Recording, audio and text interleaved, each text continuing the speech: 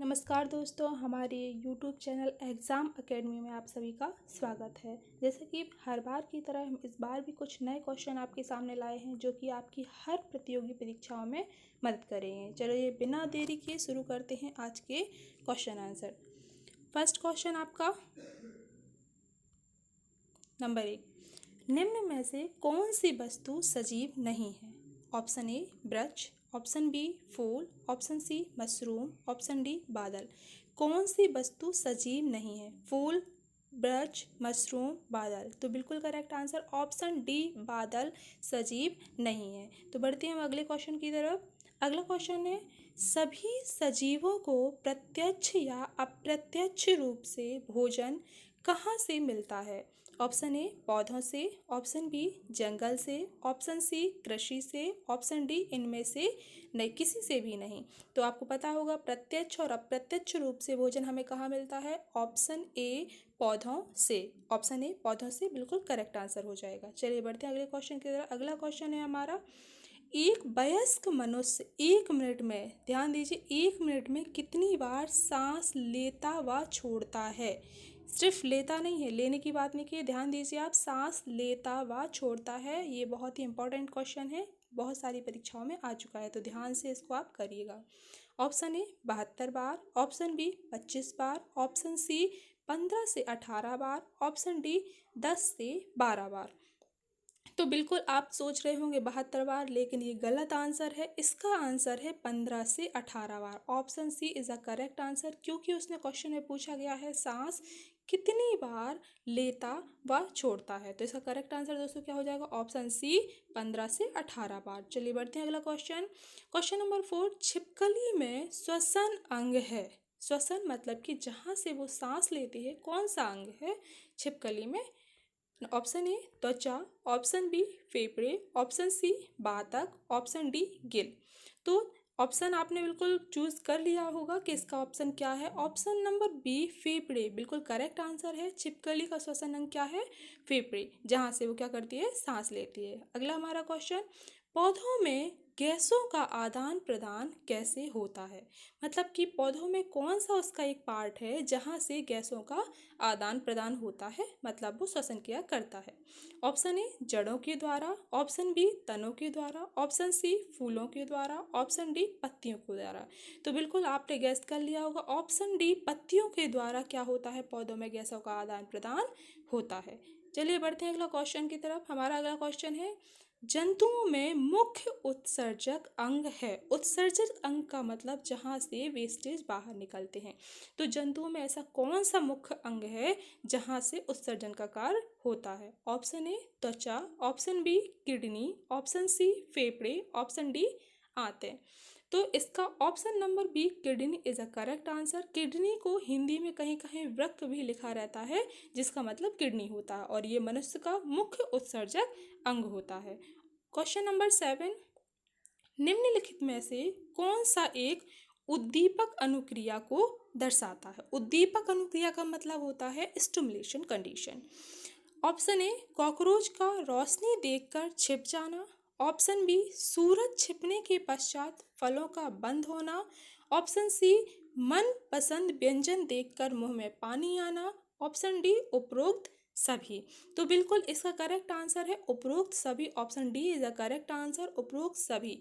उद्दीपक अनुक्रिया ये दर्शाता है कॉकरोच जैसे ही रोशनी देखता है छिप जाता है, सूरज के छिपने के पश्चात फलों का बंद हो जाना या फूलों का बंद हो जाना, मन पसंद व्यंजन देख के मुंह में पानी आ जाना, तीनों ही करेक्ट आंसर है। इसलिए इसका आंसर क्या हो जाएगा? ऑप्शन नंबर डी उपरोक्त सभी।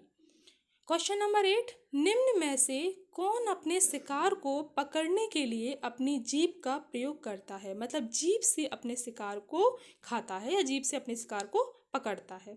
तो ऑप्शन नंबर ए छिपकली, ऑप्शन नंबर बी मेढक, ऑप्शन नंबर सी दोनों, ऑप्शन नंबर डी दोनों में से कोई नहीं। तो बिल्कुल ऑप्शन नंबर सी दोनों इज अ करेक्ट आंसर। छिपकली और मेढक दोनों ही अपने शिकार को पकड़ने के लिए अपनी जीभ का इस्तेमाल करते हैं। इसके साथ अगला क्वेश्चन हमारा क्वेश्चन नंबर 9, कंधों एवं कूल्हों में पाई जाने वाली संधि है। संधि का मतलब दोस्तों ज्वाइंट होता है, मतलब कि जहाँ जो भी एक ऐसा पार्ट, एक ऐसा बैरियर जहाँ दो हड्डियों को जोड़ने का काम करते हैं, उसे हम क्या कहते हैं, संधि कहते हैं, मतलब कि जॉइंट पार्ट। तो कंधों और कूल्हों को जो जोड़ती है वो कौन सा जॉइंट पार्ट या संधि है? ऑप्शन ए हिंज संधि, ऑप्शन बी कंधो खलिका संधि, ऑप्शन सी अचल, ऑप्शन डी धुराग। इसको कहते क्या है हम? कंधे एवं कूल्हों में पाई जाने वाली संधि को। तो इसको हम कहते हैं कंधो खलिका संधि, जो कि कंधों एवं कूलों में पाई जाती है। देखो, का से कंधे और का से कंधों, आपको याद रहेगा इस ट्रिक से, का से कंधे एवं का से कंधों। तो ये कंधों एवं कूलों को जोड़ने वाली संधि कौन सी है? कंधो खलिका संधि है, जिसके द्वारा ये हड्डियां जुड़ी हुई होती हैं। क्वेश्चन नंबर 10, निम्नलिखित में से कौन सा कथन सत्य है? ऑप्शन ए, केंचुई पेशियों एवं सूक की मदद से रेंगता है। मनुष्य के सिर में अचल संधि पाई जाती है। मेढक तैरता भी है और फुदकता भी है। पौधों में प्रकाश संश्लेषण 24 घंटे होता है। तो आपको बताना है इनमें से कौन कौन से कथन सत्य हैं। ऑप्शन ए है पहला, दूसरा, तीसरा, चौथा चारों सत्य हैं। ऑप्शन बी पहला, दूसरा, तीसरा सत्य है। ऑप्शन सी पहला, दूसरा सत्य है। ऑप्शन डी पहला, चौथा सत्य है। तो बिल्कुल इसके ऑप्शन आपको पता चल जाएंगे। केंचुए पेशियां एवं सूक की मदद से रेंगता है। बिल्कुल, जो केंचुओं में पेशियां पाई जाती हैं और सूक पाए जाते हैं, जिनकी मदद से क्या करता है, ये रेंगता है। मनुष्य के सिर में अचल संधि पाई जाती है। बिल्कुल, मनुष्य के सिरों में अचल संधि पाई जाती है। और दोस्तों, हम आपको बता दें, जैसे कि इसके पहले हमने पढ़ा है, कंधे और कूल्हों को जोड़ने वाली संधि क्या कहलाती है? कंधो खलिका संधि कहलाती है। और जो हमारे घुटनों में, घुटने और कोहनियों को जोड़ने वाली संधि होती है, वो हिंज संधि कहलाती है। ऑप्शन नंबर तीसरा है मेढक तैरता भी है और फुदकता भी है। बिल्कुल, आप जानते हैं कि मेढक जलचर और स्थलचर दोनों ही में आता है, इसीलिए इसे हम उभयचर प्राणी कहते हैं। तो ये भी बिल्कुल करेक्ट आंसर है। पौधों में प्रकाश संश्लेषण 24 घंटे होता है, ये गलत हो जाएगा, क्योंकि पौधों में प्रकाश संश्लेषण केवल दिन में ही होता है, क्योंकि प्रकाश संश्लेषण क्रिया में उसे सूर्य की जरूरत होती है और सूर्य केवल दिन में ही निकलता है। बिना सूर्य की उपस्थिति के वो प्रकाश संश्लेषण क्रिया नहीं कर सकते, इसलिए ये गलत हो जाएगा। तो हमारा इसमें पहला, दूसरा और तीसरा ऑप्शन सही है, और जो कि option number B is a correct answer. Question number हमारा 11 है, निम्नलिखित जानवरों में से कौन बच्चे को जन्म देते हैं? ऑप्शन नंबर ए चमगादड़, option number B whale, option number C seal, option number D सभी। जानवरों को कौन जन्म देता है? तो बिल्कुल, चमगादड़ भी बच्चों को जन्म देता है, व्हेल भी मछली जन्म देती है, सील भी जन्म देती है। तो इसका आंसर क्या हो जाएगा? ऑप्शन नंबर डी, ये सभी सारे ही बच्चों को जन्म देते हैं।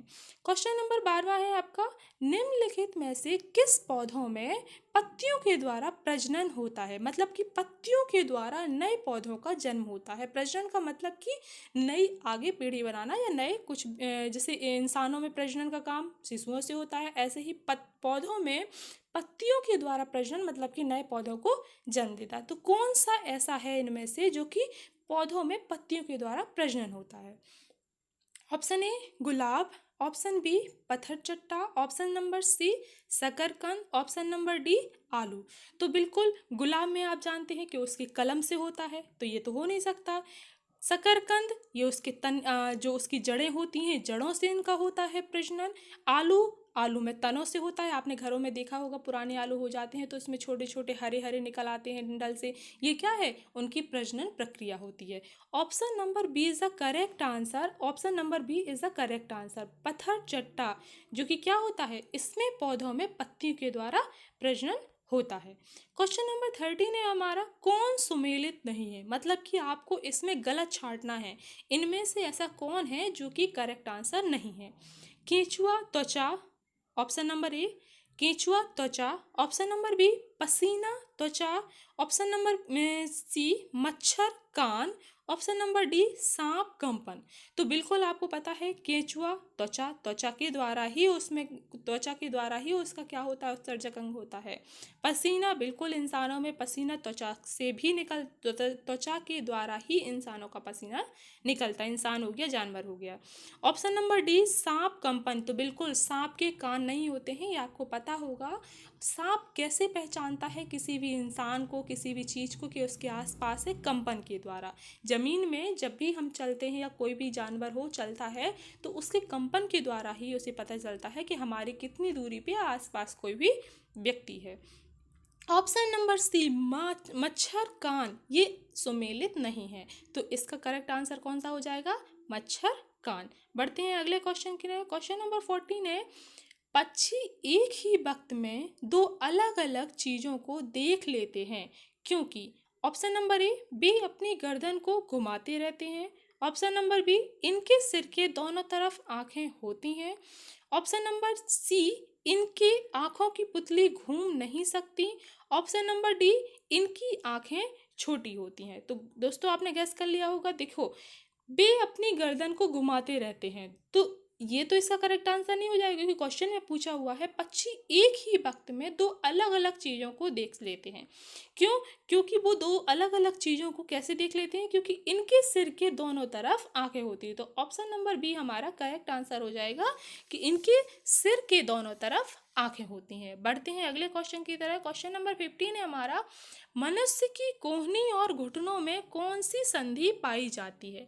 कोहनी और घुटनों में मतलब कि कोहनी की दोनों हड्डियों को ज्वाइंट, जहाँ से कोहनी ज्वाइंट होती है और घुटने ज्वाइंट होते हैं, तो कौन सी संधि पाई जाती है? ऑप्शन नंबर ए, कंधोखलिका। इसको तो हम पीछे अभी पढ़ चुके हैं। कंधोखलिका हमारी कौन सी होती है? कंधों को जोड़ने वाली होती है।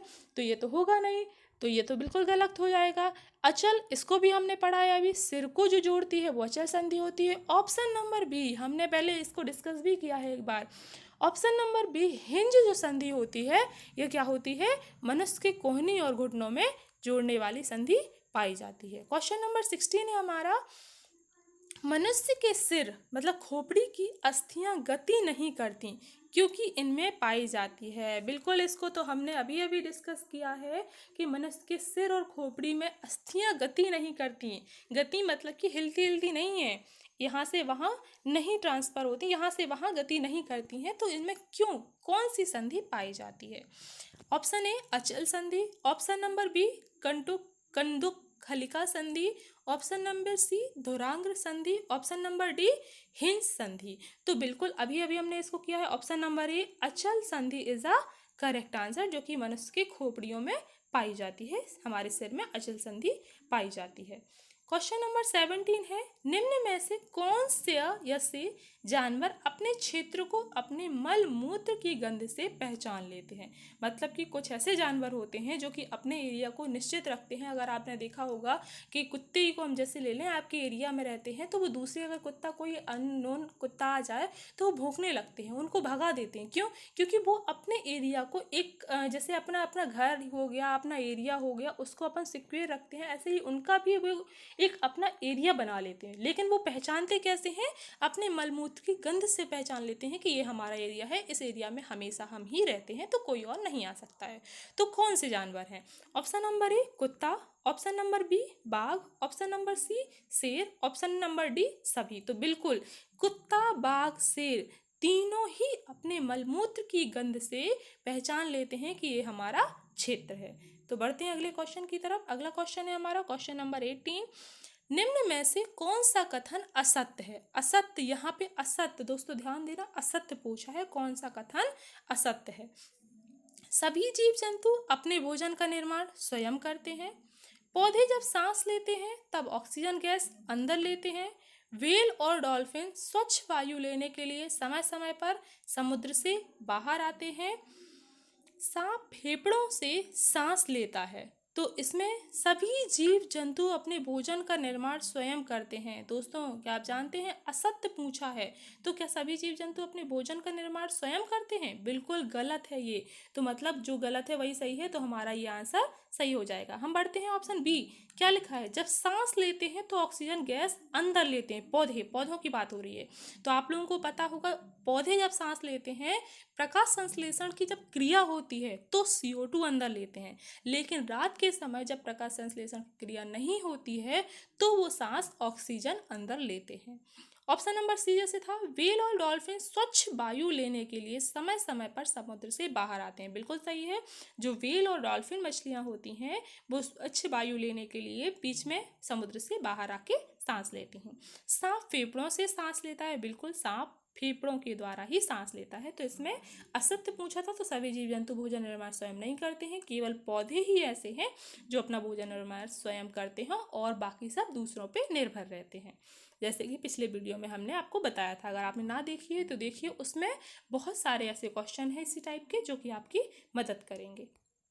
क्वेश्चन नंबर 19, निम्नलिखित में से कौन सा सत्य है?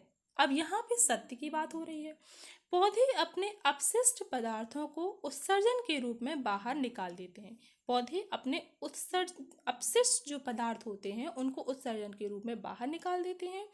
ऑप्शन बी, पौधे अपने अपशिष्ट पदार्थ को ऐसे भाग में इकट्ठा कर लेते हैं जिससे उनको हानि ना पहुंचे।